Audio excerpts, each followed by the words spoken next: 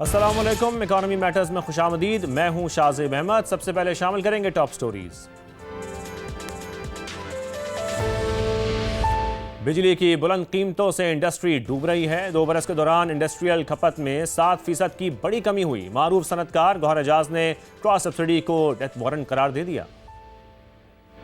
توانائی شعبے میں اصلاحات کے مثبت اثرات۔ گزشتہ مالی سال گردشی قرض میں 780 ارب روپے کی کمی۔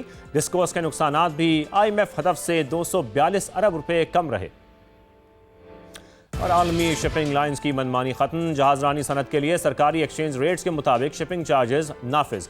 قیمتی زر مبادلہ کی بچت ہوگی۔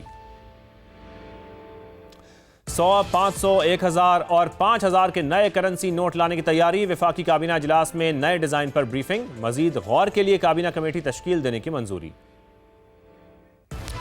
آگے بڑھتے ہیں، اب کچھ ذکر غیر ملکی کرنسیوں کا۔ انٹر بینک میں ڈالر کی قدر میں آج پھر 1 پیسے کی کمی ہوئی ہے۔ قیمت 279 روپے 86 روپے 96 پیسے پر آ گئی۔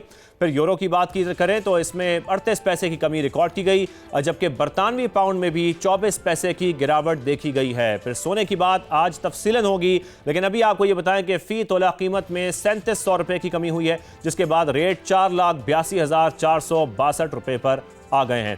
جیسے کہ میں نے کہا، آج کے پروگرام میں ذکر کریں گے سب سے قیمتی دھات گولڈ کا۔ ماضی کی کرنسی آج اسٹریٹجک ریزرو میں تبدیل ہو چکی ہے۔ پاکستانی معاشرے میں سونے کی اہمیت کسی سے ڈھکی چھپی نہیں ہے۔ زیب و آرائش، بناؤ سنگھار سے لے کر پیسے محفوظ کرنے تک گولڈ پر لوگوں کا اعتماد کم نہ ہوا۔ دوسری جانب سونے کی بڑھتی قیمتوں نے ہر عام و خاص کو متاثر کیا۔ 2005 میں 9000 روپے تولہ سے شروع ہونے والا سفر اب 4,82,000 پر پہنچ چکا ہے۔ صرف 3 سال میں 3 لاکھ روپے تولے کا اضافہ ہو چکا ہے۔ اگر بات کی جائے ورلڈ میں اس کی امپورٹس کی تو اس کی حیثیت ناقابل یقین ہے۔ مرکزی بینکس اور ریاستیں اسے اپنے اسٹریٹجک ریزروز کے طور پر رکھتی ہیں۔ اس وقت امریکہ 8000 ٹن گولڈ ریزروز کے ساتھ سر فہرست ہے۔ پھر دوسری طرف سونا خریدنے کی دوڑ میں چین اس وقت تیزی سے آگے بڑھ رہا ہے۔ ایک اندازے کے مطابق صرف 2025 میں ہی چین نے 44 ٹن گولڈ خریدا، جس کے بعد اس کے ریزروز 2300 ٹن تک پہنچ گئے ہیں۔ اس کے علاوہ دنیا میں بڑھتی ہوئی بے چینی اور جنگوں کے خطرات نے بھی سونے کی خریداری میں اضافہ کر دیا ہے۔ ہمارے ساتھ موجود ہوں گے Pakistan James jewellery traders and export ایسوسی ایشن کے چیئرمین عمران ٹھسوری صاحب، اور ساتھ میں کمپٹیشن کمیشن آف پاکستان کے senior researcher doctor Muhammad Khan بھی ہمیں جوائن کریں گے۔ لیکن اس سے پہلے خصوصی طور پر شکیل احمد نے گولڈ پر یہ رپورٹ تیار کی ہے، وہ آپ کو پہلے دکھاتے ہیں۔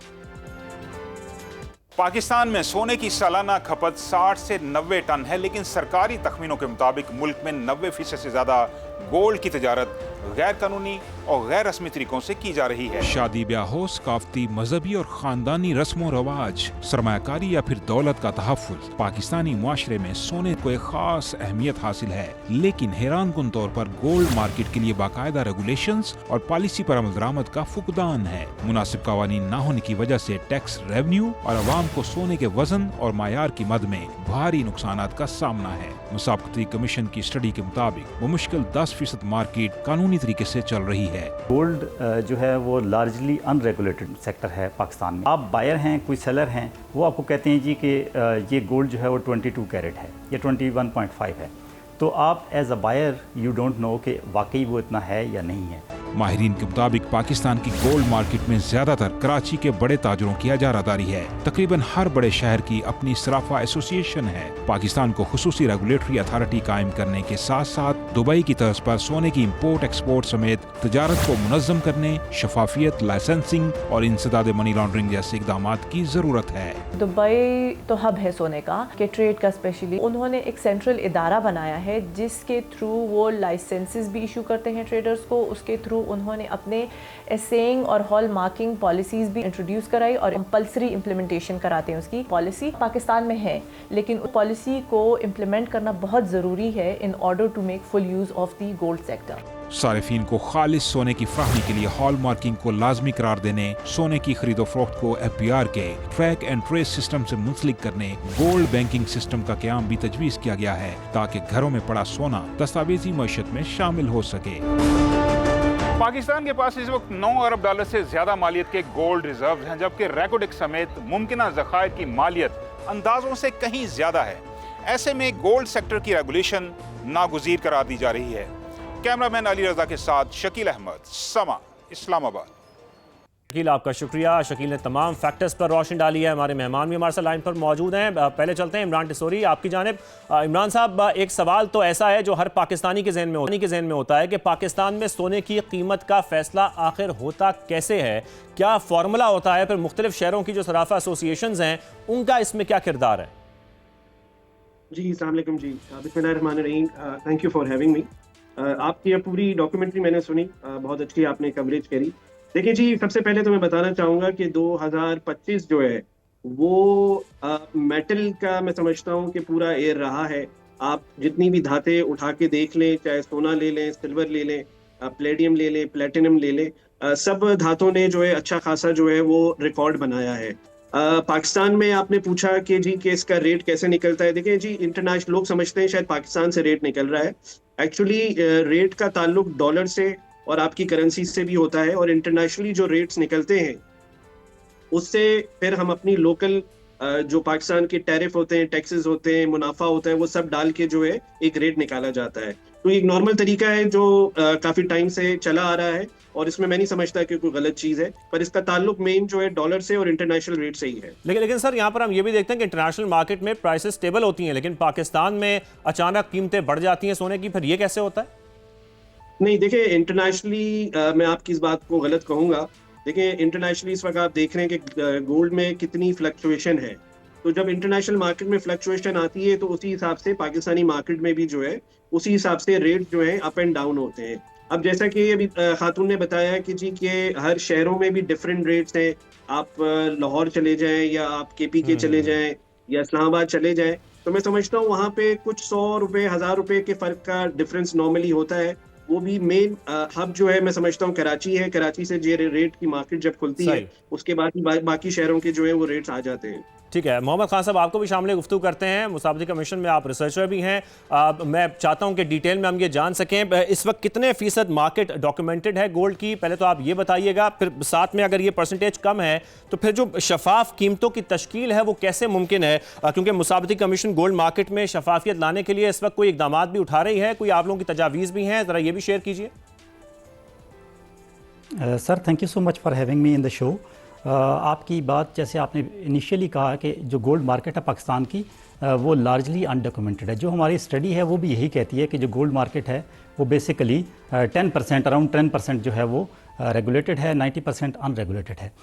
तो जो गोल्ड है, अब थोड़ा सा मैं आपको इसका बैकग्राउंड ये दे दूं कि why regulations are important. Because regulation का एक इम्पॉर्टेंट, इकॉनमी जब डॉक्यूमेंटेड होगी तो उसका बेनिफिट, जो नेट बेनिफिट है वो कंज्यूमर तक फिर पहुंचता है, उसको फेयर क्वालिटी आप फेयर प्राइस पे उसे मिलती है।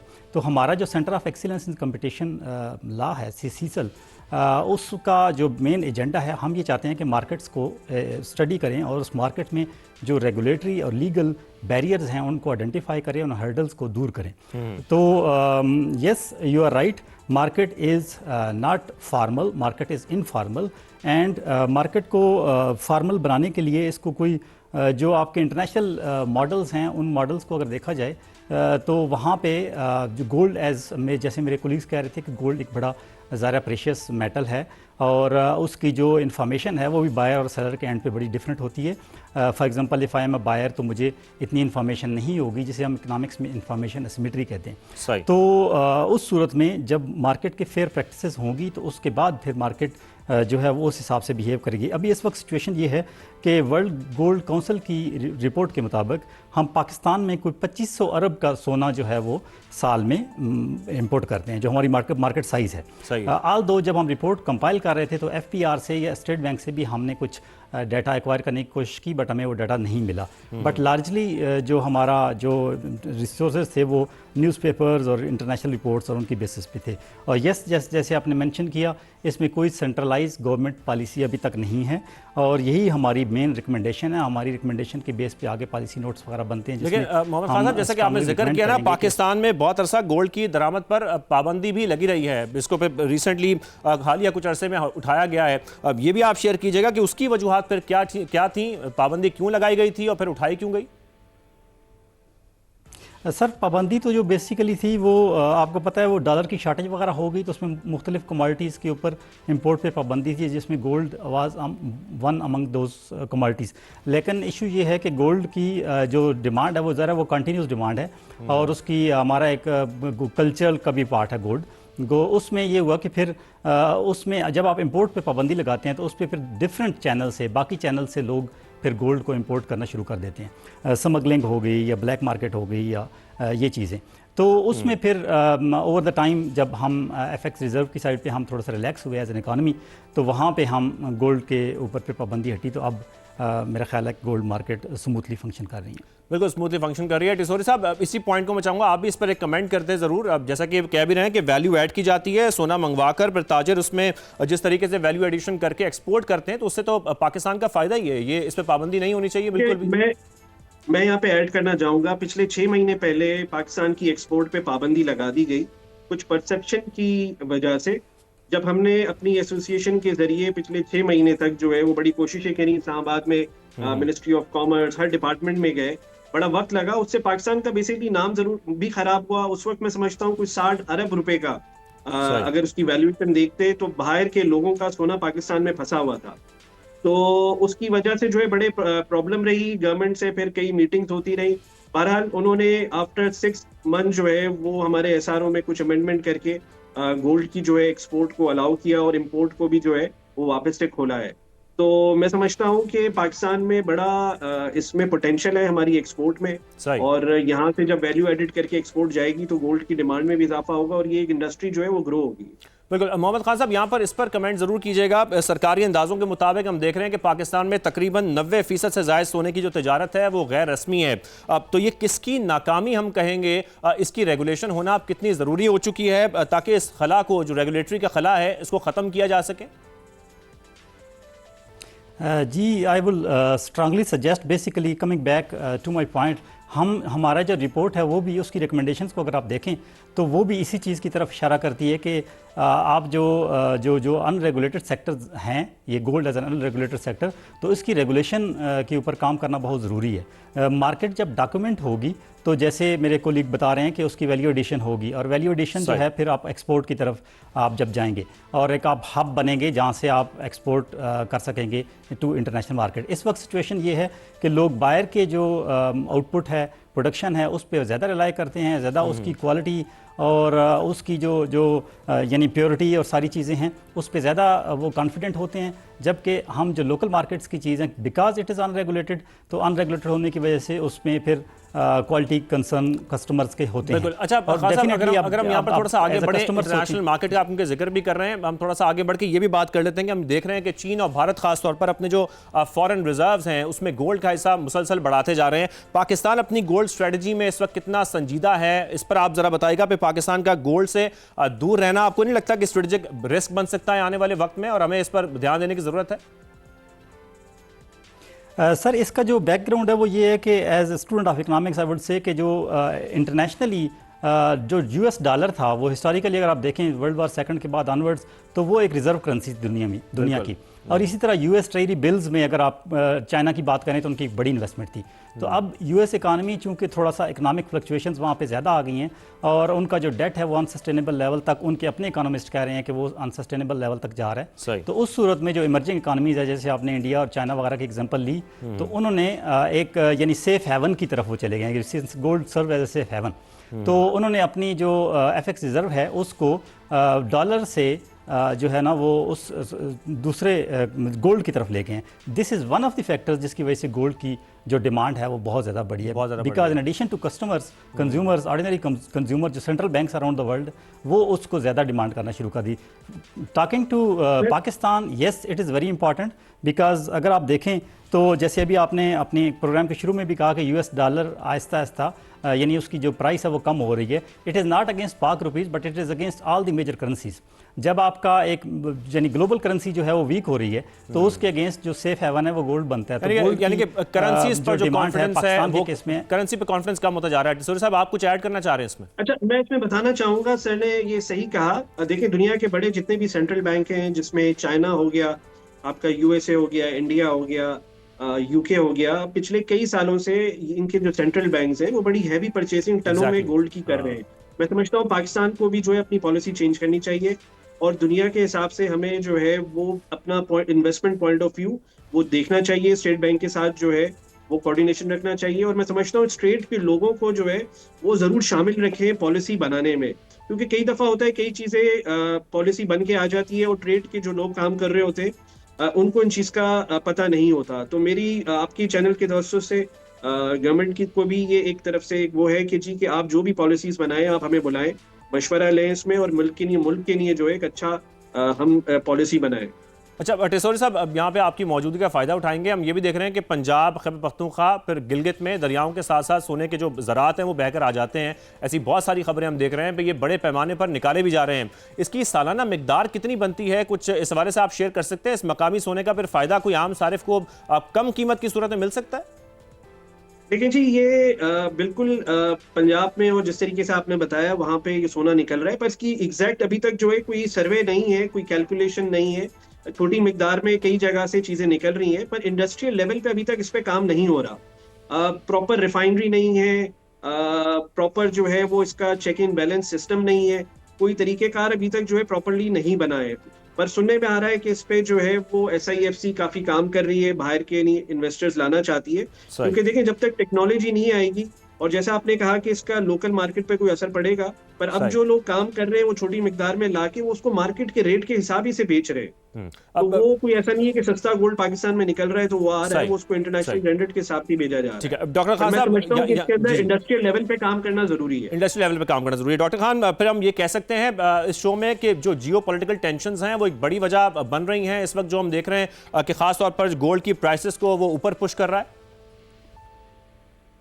जी definitely I would say yes, क्योंकि गोल्ड की जो डिमांड है उसमें जो मल्टीपल फैक्टर्स हैं उसमें एक फैक्टर जो है वो जियो पोलिटिकल टेंशन्स भी हैं। अब अगर आप US के केस में ही देखें कि US में जब टैरिफ्स वगैरह ज़्यादा लगे तो उसकी केस में वहाँ पे इन्फ्लेशन वगैरह आ गया। तो इन्फ्लेशन आने के लिए, इन्फ्लेशन को हेज करने के लिए भी आपको ज़ाहिर है आपका जब उसके अगेंस्ट आपका करेंसी जब वीक होती है तो उस वीक करेंसी को सब्सिट्यूट करने के लिए इंटरनेशनली, जैसे मैंने पहले भी मेंशन किया कि डॉलर का सब्सिट्यूट समझा जाता रहा ओवर डेकेड्स जो गोल्ड है। तो जब आपकी जियोपॉलिटिकल टेंशन्स बढ़ेंगी और मेजर करेंसीज इस तरह वीक होंगी तो उसके अगेंस्ट फिर जो गोल्ड की डिमांड है वो डेफिनेटली इंक्रीज़ होगी। और since it's a safe haven, तो आज भी अगर आप देखें ग्लोबल ट्रेड 70-75% जो है वो डॉलर में हो रही है। इसी तरह FX रिजर्व में भी आलमोस्ट यही रेशो US डॉलर की है। तो जब US में जब एक इकनॉमिक अनसर्टेनिटी आएगी, उसकी जो टैरिफ्स लगाएंगे और वो चीज़ें होंगी तो उसकी जो इकनॉमिक आउटलुक है वो वीक होगी। तो उनकी US इकानमी, क्योंकि ज़रा लीडिंग इकानमी है, ग्लोबल इकानमी है, तो ग्लोब की लीडिंग इकानमी है, तो उसमें फिर जो लोग हैं वो दूसरा गोल्ड और कमोडिटीज जियोपॉलिटिकल टेंशंस का डेफिनेटली एक फैक्टर है। टेसोरी साहब, लास्टली इस पर कमेंट कर दीजिएगा, FVR का जो ट्रैक एंड ट्रेस सिस्टम है उससे मुंसलिक किया जाना बहुत ज़रूरी है खरीदो फरोख्त को, आपको लगता है, ताकि स्मगलिंग को रोका जा सके? कि बिल्कुल, मैंने देखिए पहले भी कहा कि पॉलिसी अच्छी बनाएं आप। दुनिया में जैसे जिक्र किया कि दुबई में, UK में हम हॉल मार्किंग का जिक्र करते हैं, हम जो है वो डिफरेंट कैरेटेज की बात करते हैं, तो यहाँ पे देखें सब चीजें मौजूद है। All we need is a good support from the government side. आप इंडस्ट्री के लोगों को शामिल रखें, एक सिस्टम बनाए तो सब कुछ पाकिस्तान में हो सकता है। ऐसा बिल्कुल नहीं है कि हम किसी से पीछे हैं। सही, बहुत शुक्रिया आप दोनों मेहमानों का, आपने शो में हमें ज्वाइन किया, इस हवाले से बातचीत की। हम गुफ्तगू कर रहे थे गोल्ड के हवाले से। इसके साथ साथ आपको ये भी कहें कि प्रोग्राम इकॉनमी मैटर्स में उसकी गूंज हुकूमत तक पहुंची और हमने इंडस्ट्री के बहरान को हाईलाइट किया तो वज़ीर ख़जाना मोहम्मद औरंगज़ेब ने भी वो ये कहने पर मजबूर हो गए कि वाकई मुल्क में बिजली, गैस, पेट्रोलियम की मसनूआत ज़्यादा हैं। इसी तरीके से हमें इन मसाइल को हल करने की ज़रूरत है। हम आगे भी कोशिश करेंगे तमाम मसाइल को उजागर करते रहें ताकि इन मसाइल का हल ढूंढा जा सके। इजाज़त दीजिए, अल्लाह हाफ़िज़।